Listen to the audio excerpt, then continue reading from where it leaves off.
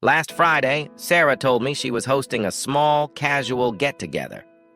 "Just a few co-workers, nothing crazy," she said, her voice light and easy like it was no big deal. She practically pushed me out of the house, suggesting I go to my friend Mike's for the night. Normally, I wouldn't think twice, but this time, something felt off. It wasn't anything I could put my finger on, just a strange feeling in the pit of my stomach. So I decided to cut my night short and head back home. I figured I'd pop in, maybe grab something I forgot, just to see how the quiet gathering was going. But as I turned onto our street, something didn't sit right. Cars lined the block. Way too many for a small group of friends. When I walked in, the music hit me first. It wasn't soft background music for casual conversation. It was loud, pulsing, like a full-on party. I pushed open the door, and the scene inside was not what Sarah had promised. Strangers were everywhere, drinks in hand, laughing, talking, filling every corner of our house. This was no small gathering. And then I saw her, standing near the kitchen with some guy I'd never seen before, tall, athletic, leaning in way too close, hand resting on her back. She didn't notice me right away, too busy laughing at whatever he was saying. But the way she looked at him, the way her body leaned into his touch, my gut twisted. This wasn't right. She promised it would be just a quiet gathering with friends, but when I showed up at the party unexpectedly, I realized how wrong I had been. I stood there for a moment, frozen in the doorway, taking it all in. Sarah hadn't noticed me yet, too wrapped up in her conversation with this guy, practically glued to him. My mind raced, trying to catch up with what I was seeing. The laughter, the way she tilted her head toward him, letting him rest his hand on her back like it belonged there. It was more intimate than I'd ever seen her with a friend. My gut churned. I felt this tightness in my chest, like I was being suffocated. Was I imagining things? Overreacting? I wasn't the jealous type, but this was different. Something was off, and I wasn't just going to stand by and watch. I started moving toward them, threading my way through the crowd of strangers cluttering our house. As I got closer, she finally spotted me. Her eyes widened just for a second, and her smile faltered. But then, almost instantly, she recovered. The fake grin was back on her face like nothing had happened. "Hey, you're back early," she chirped, pulling away from the guy a little too quickly, trying to act casual. But I saw the flicker of panic in her eyes, just for a split second. The guy, whoever the hell he was, didn't even flinch. He just stood there, still smirking, clearly unfazed by the sudden tension. It was as if he knew something I didn't. "Yeah," I said, my voice tight, eyes fixed on Sarah. "Thought I'd check out this quiet gathering you were talking about." Her smile wavered, but she held it. "Oh, you know how it is," she said, her voice just a little too cheerful. "People from work brought a few friends. It wasn't supposed to get this big." I turned my attention to the guy, my blood boiling. "And this is—" Sarah hesitated just for a heartbeat. "Oh, this is Matt. He's a friend from work." Just a friend from work, huh? But the way they had been standing, the way she had looked at him, it didn't feel like just friends. Something was seriously wrong. I couldn't tear my eyes off the two of them. Matt didn't look nervous. If anything, he looked comfortable. Too comfortable. Like he belonged here, in my house, standing this close to my wife. That sick feeling in my gut tightened. I wasn't buying her explanation. Not this time. "A friend from work," I repeated, my voice sharp, testing the words. I looked directly at Matt, my fists clenching at my sides. "You seem pretty cozy for a work friend." Matt raised an eyebrow, clearly not intimidated. He sipped his drink, smirking. "We all get along well at the office," he said casually, like this was the most natural thing in the world. Sarah shifted nervously beside him, shooting him a quick glance, like she was silently willing him to shut up.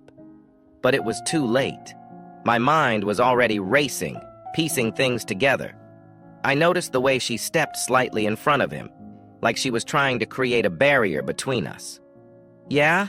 I said, locking eyes with her. "Seems like you've been getting along real well." Her face tightened. "Dave, stop. You're being ridiculous. It's just a party, okay? Nothing's going on." She laughed, but it sounded forced, hollow. I took a step closer, lowering my voice so only she could hear. "If nothing's going on, why do you look so nervous?" She blinked, caught off guard. For the first time, her composure cracked. She bit her lip, glancing away, and I could feel it. The truth was bubbling right beneath the surface, ready to spill out. And then it happened. She glanced back at Matt, just for a second, but it was enough. The look they shared wasn't casual. It wasn't friendly. It was full of something else, something I hadn't seen between us in a long time. That's when I knew. This wasn't just in my head. Something was going on. Sarah saw the shift in my expression, the way everything clicked in my head. Her posture changed, more defensive now, like she knew the walls were closing in. She opened her mouth, probably to spit out more excuses, but I wasn't about to let her off that easy. "How long, Sarah?" I asked, my voice sharp. Her eyes widened, panic flickering in them for just a second. I was done playing nice. "How long has this been going on?" Matt stayed quiet, the smug grin gone, but he didn't move. He just watched. I could feel the tension between them, thick and undeniable. It was like he was waiting for her to handle this, to lie, probably. "I don't know what you're talking about," she said, voice shaky. "You're overreacting. Seriously, Dave, there's nothing—" "Don't!" I cut her off, my voice rising. "I saw the way you looked at him. Don't stand there and tell me it's nothing." She opened her mouth again, but no words came out. Her eyes flicked back to Matt, and I saw it. Guilt, plain as day. It wasn't just a look. This was real. I stepped in closer, glaring at her. "How long?" I demanded, my fists clenching. "You think I'm stupid? How long have you been sneaking around?" Sarah's face paled, the mask of casualness finally crumbling. She looked trapped, cornered. And for the first time that night, she didn't have a quick answer. There was no easy way out. I could feel the heat rising in my chest, anger mixing with betrayal. "You promised me," I hissed, my voice shaking. "You said this was just a small gathering. This isn't just about a party, is it? How long have you been lying to me?" She swallowed hard, glancing away. And that's when I realized the truth was worse than I'd thought. Sarah stood there, her eyes darting from me to Matt, her face pale as if she were scrambling for an escape route. But there was no way out now. I wasn't letting this go until I got the truth. Finally, she exhaled, a long, shaky breath. Her voice dropped to a whisper. "A few months." My heart plummeted. "Months?" I repeated, almost in disbelief. "You've been doing this behind my back for months?" She didn't answer, just looked away, the weight of her silence enough to confirm everything. The room seemed to close in on me, the air thick and suffocating. I could hear the muffled sounds of the party continuing around us, but it was all distant now, like I was trapped in some surreal nightmare. The reality of her words, months, hit me like a sledgehammer. I turned to Matt, who had been watching this unfold without a word, still calm, still acting like this wasn't a big deal. I couldn't take it anymore. "You knew she was married? You knew about me," I snarled, stepping closer. "And you didn't give a damn, did you?" He shrugged, his tone infuriatingly casual.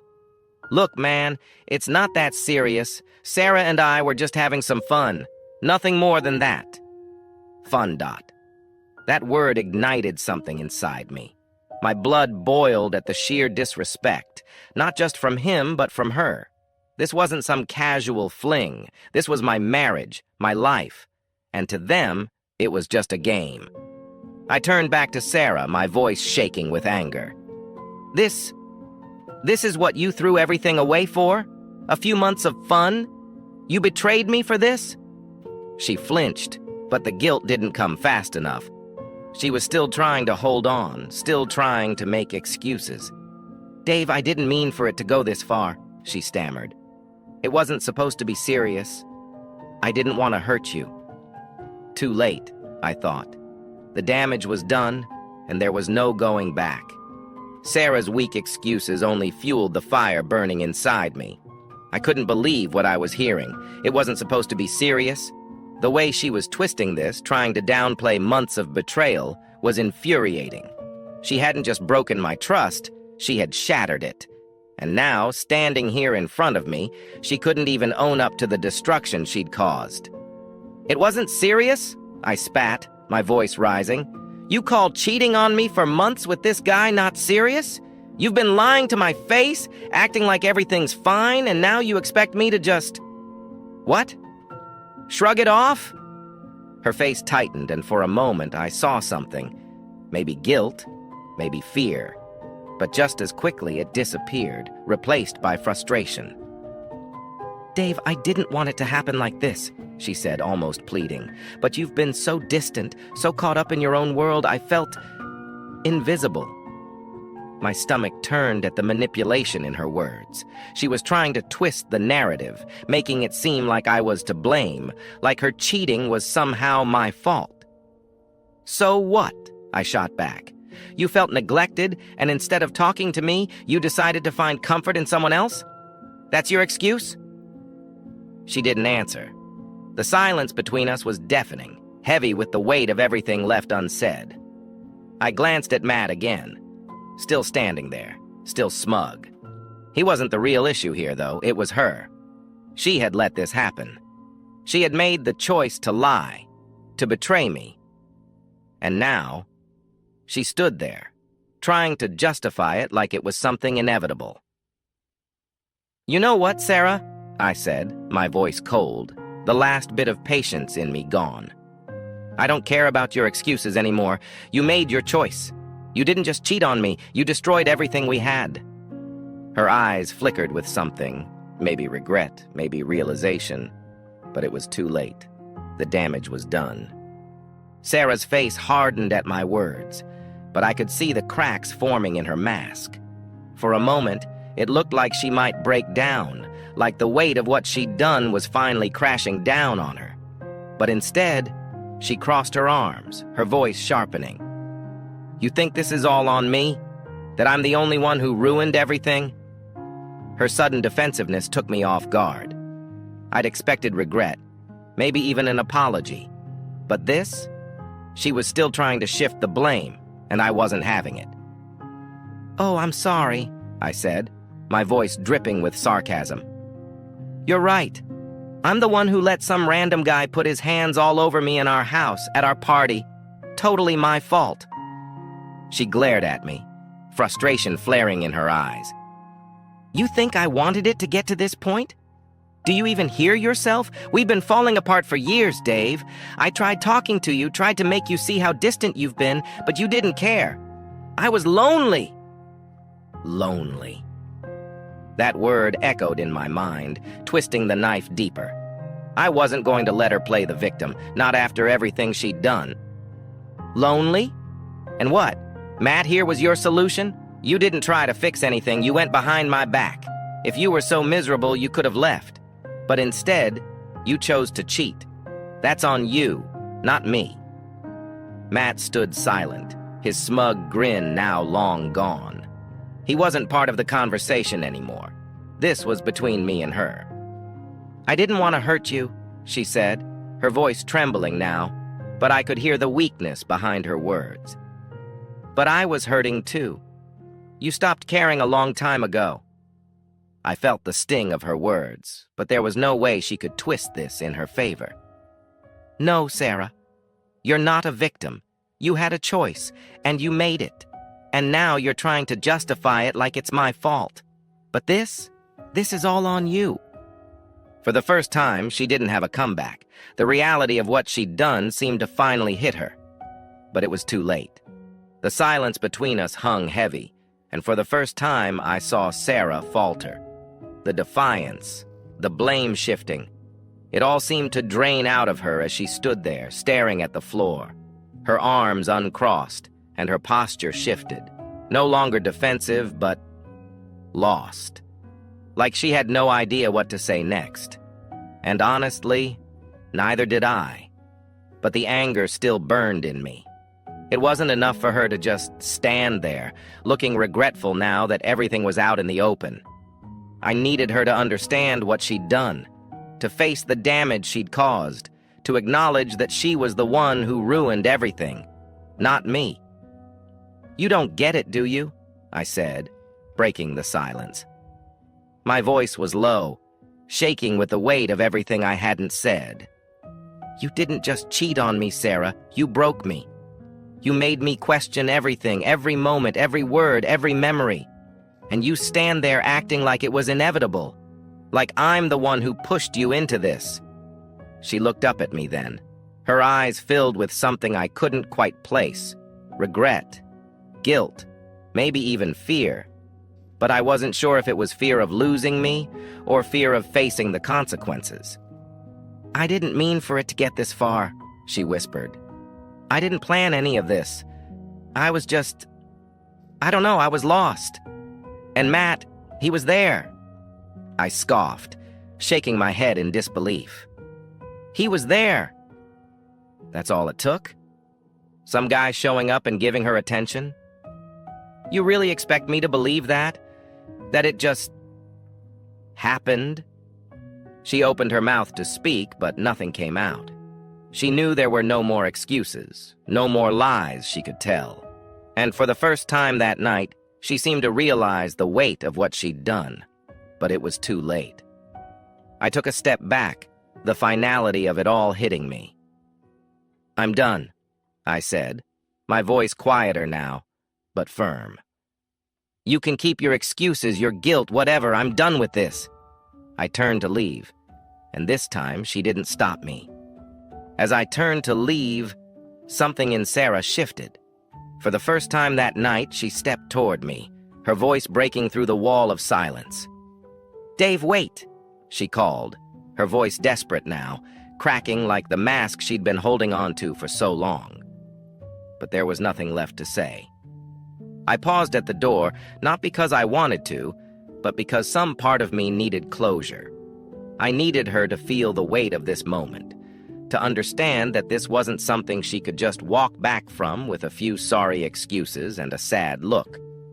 "You don't get to do this," I said, my back still turned to her. "You don't get to stand there after months of lying and suddenly act like it matters to you now that I'm leaving. You made your choice, Sarah, and now you have to live with it." Her voice cracked again, weaker this time. I know I messed up, but we can fix this. We can..." I turned around, cutting her off with a look. "Fix this? You think there's anything left to fix?" I shook my head, disbelief and sorrow mixing in my chest. "You destroyed everything, Sarah. You took what we had and threw it away like it meant nothing. And now you want to fix it?" Tears welled up in her eyes, but I couldn't feel sympathy. Not anymore. I'd been wrecked by her betrayal, torn apart by the lies, the months of pretending everything was fine while she laughed and flirted with another man. "I don't know what you thought was going to happen," I continued, my voice cold and final. "But this, us, it's done." Her tears finally spilled over, but the sight of them didn't move me. It was too little, too late. I had given her everything, and she had crushed it underfoot. Without another word, I turned and walked out the door, leaving Sarah, her tears, and the wreckage of our life behind me. I walked out into the night, the cold air hitting me like a slap. Every step away from that house felt like I was pulling myself out of quicksand, like I was finally free of the suffocating weight that had been pressing down on me for months. The sound of the party faded behind me, along with the life I thought I had. But as much as I wanted to feel relief, all I felt was emptiness. The anger, the betrayal. It had burned through me like wildfire, leaving nothing but ashes behind. I had lost Sarah long before tonight, and maybe deep down I'd known it. But seeing it unfold, hearing her excuses, watching her stand there with that guy, Matt, it ripped me apart in ways I hadn't been prepared for. I got into my car and just sat there for a moment, my hands gripping the steering wheel. The future I had imagined, everything we had planned, every promise we'd made, was gone. And now, all that was left was the hollow realization that I didn't know what came next. But then, as I stared out at the dark, empty street, something else hit me. A strange, quiet sense of clarity. Sarah had made her choice, and I had made mine. She had chosen lies, betrayal, and fun. I had chosen to walk away. And for the first time in months, I felt like I was taking control of my life again. I took a deep breath and started the engine, the hum of the car filling the silence.